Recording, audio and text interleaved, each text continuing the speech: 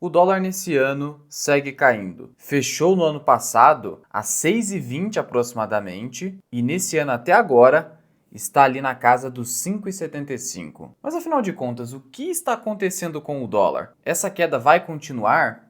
O dólar seria uma oportunidade? E eu vou te dizer aqui o seguinte: existe apenas uma causa que realmente importa, que nem é bem uma causa. É o motivo único que você precisa saber sobre o dólar ter caído e talvez continuar caindo nesse ano. Vem comigo. A você que está chegando agora, seja muito bem-vindo. Meu nome é Luan, consultor de valores imobiliários, e neste canal eu te ajudo a alcançar a liberdade financeira. E só antes de continuar, um recadinho. Aqui na descrição eu tenho uma super aula que vai te custar menos de R$ 2 por dia, R$ 47.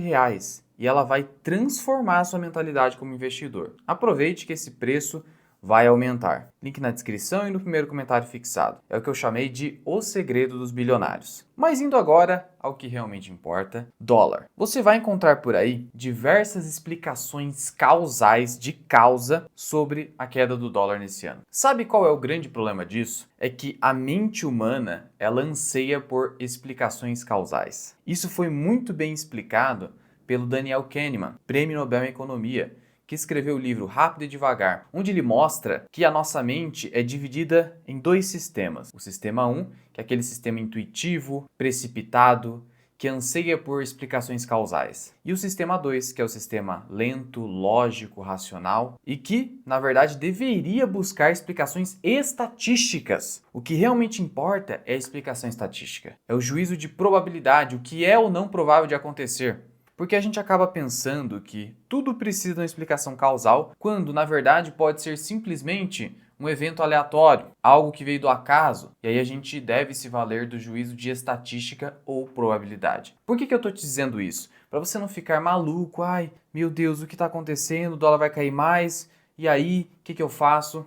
Você não precisa de explicações macroeconômicas mirabolantes. Você precisa dessa explicação que eu vou te trazer agora. Vamos ver aqui a trajetória do dólar. Ele de fato, quando a gente olha aqui no gráfico, ele saiu aqui de cima de 6,20 aproximadamente, chegou a tocar aqui 6,30 e nesse momento está aqui em 5,76. Mas vamos ter um olhar mais crítico. A trajetória do dólar a longo prazo é de alta. Isso você já sabe. Só que você também sabe que no começo de 2024 o dólar estava aqui na região dos R$ 5.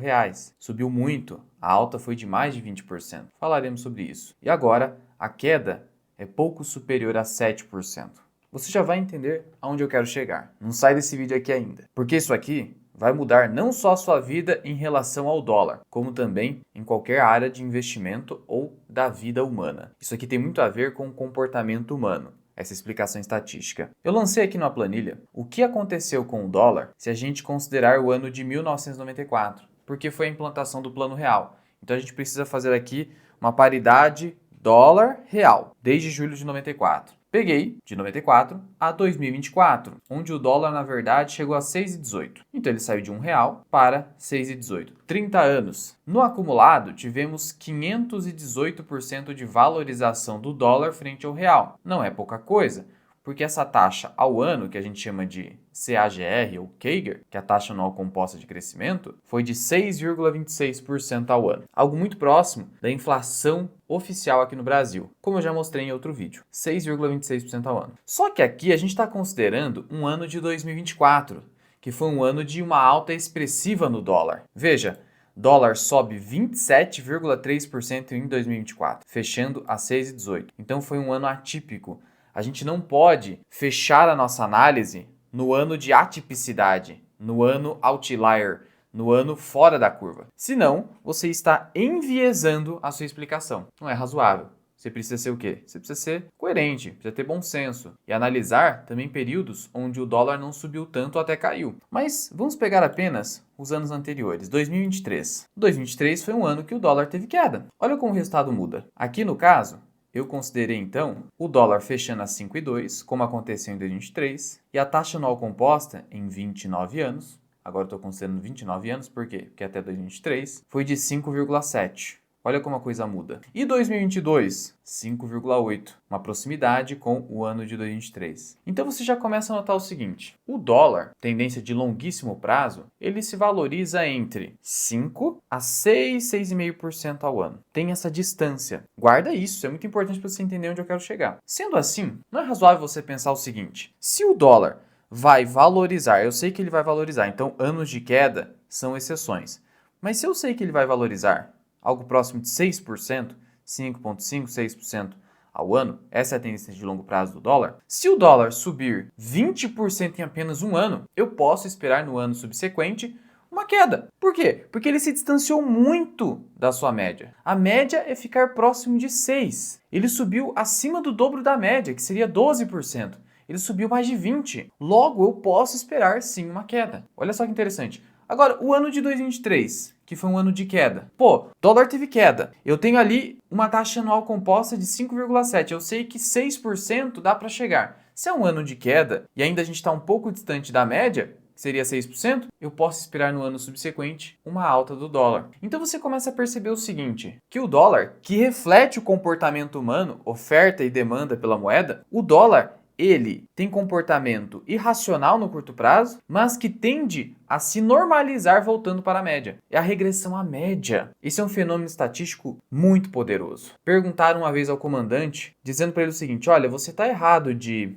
somente utilizar a punição para estimular os seus soldados. E ele falou o seguinte: não, porque o meu melhor soldado, quando eu não aplico punição, quando eu fico elogiando, o desempenho dele cai. E aí ele ficou enviesado nessa ideia de que a punição é melhor, mas não é isso. É que quando o seu desempenho está muito acima, você tende a ficar mais folgado, tende a não ser mais tão consistente, porque você não vê mais a necessidade de tanto esforço, e aí o seu comportamento ou o seu desempenho volta para a média. A média é muito importante nesse sentido. Então, se a média do dólar é algo próximo de 6%, se eu tenho um ano com uma alta muito acima disso, eu posso esperar o ano seguinte com uma queda. Se eu tenho um ano de queda, fazendo com que, no acumulado, desde 94, o dólar tenha menos de 6% ao ano de alta, eu posso esperar alta no ano seguinte. Não se trata aqui de prever com precisão o comportamento humano, a trajetória do dólar, porque qualquer economista que tenta fazer isso está fadado ao fracasso. Se trata apenas de juízo de probabilidade. Se algo tem 60% de chance de acontecer contra 40% do que seria a opção oposta, no que eu vou apostar? No que tem 60 ou no que tem 40? Racionalmente falando, no que tem 60.